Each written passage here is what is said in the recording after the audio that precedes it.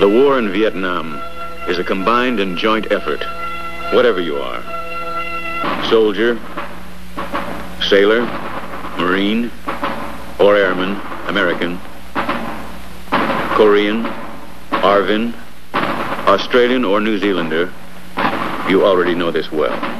A message read to this unit illustrates the challenges faced and met by units of all services. I have a letter addressed to all personnel of this command from the commanding general. During our tour in the Republic of Vietnam, we have all seen what communism can do to a struggling nation in our world community. It is therefore most important that we conduct our affairs with the people of the Republic of Vietnam in a manner that will show the Vietnamese citizen that we are his friends and that we are here to assist him in the improvement as well as the security of his country. It is then with great pride that I note the fine work done by the soldiers of this command during the recent operation. It is with pleasure that I say, a job well done.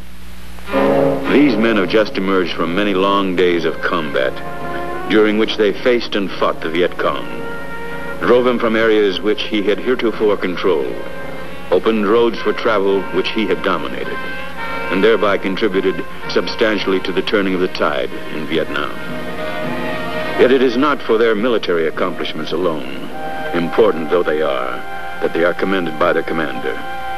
It is for other activities, more subtle, less easy to grasp and define, yet every bit as indispensable to the final decision in the war that is being fought in Vietnam today, a war unique in the long history of armed conflict between men and nations.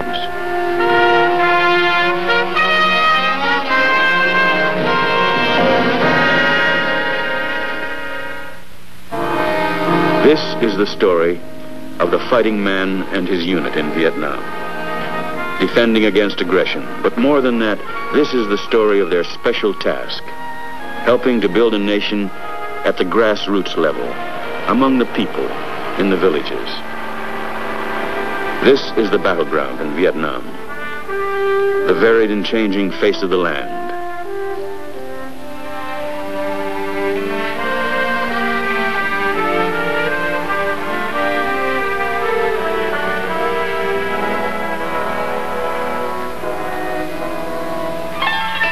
But this, too, is the battlefield. The villages and hamlets which dot the countryside.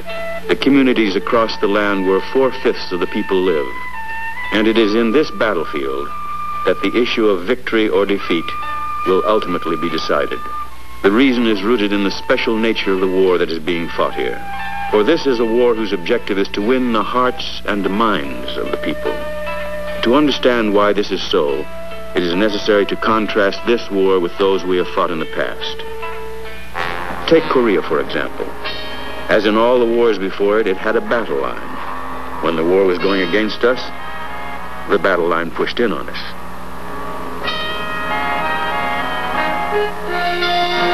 When we were on the offensive, the movement of the battle line described the progress of our victory. In this normal kind of military situation, the other side of that line was known to be enemy territory. And tragic though it was a fact to be accepted that cities and towns lying in areas controlled by the enemy often had to suffer the cost of victory's advance.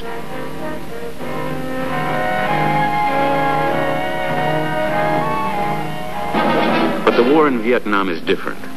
Although we do engage in conventional combat with well-organized North Vietnamese military units who support the Viet Cong guerrillas, our enemy here is active over most of the countryside, and rarely is there a conventional battle line.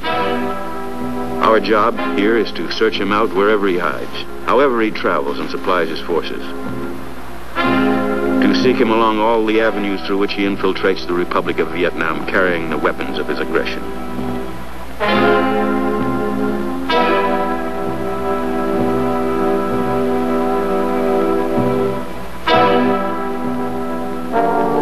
Our job is to find him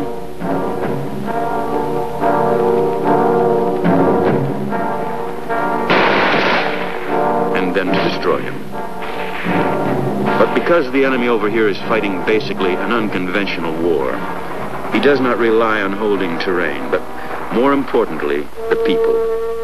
The foundation of unconventional war rests on the need for their support. In this kind of struggle, whoever has the people wins the war. So we must deny the enemy the popular support he has to have in order to survive.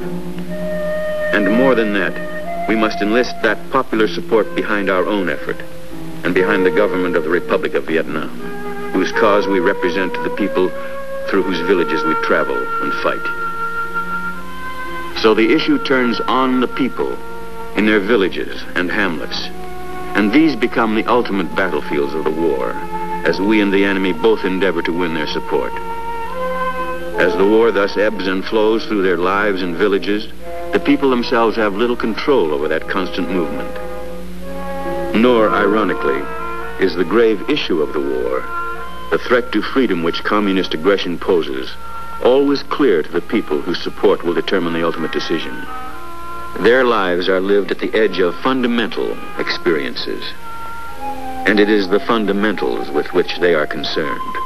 Poverty, hunger, disease, and a deep yearning to live in peace without fear, for they have known the trials of war now for many long years. Their allegiance will go, inevitably, to the side which most clearly demonstrates a sympathetic interest in those fundamental problems.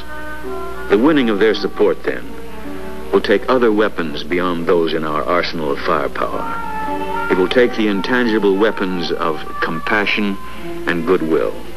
In the early phase of the war, the Viet Cong proved themselves adept at using those weapons, simply by persuading the people that they were their friends and protectors who would help to bring them a better life. The real objectives of communism were always underplayed or obscured entirely. They're still doing that as much as they can. But one factor has changed the direction of the war significantly: the big buildup of American forces.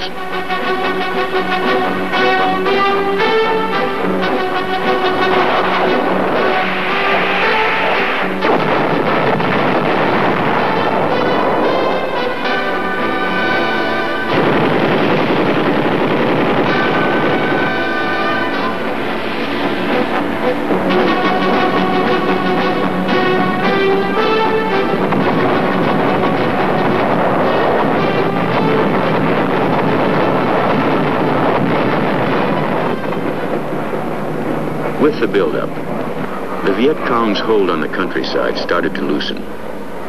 And as that has happened, the enemy has turned more and more to the use of terror and murder as a way of maintaining his grip on the people, hoping to intimidate them into support as the voluntary support weakens. It has been his greatest mistake. For although it can have immediate effect, its long-term result can only work against him.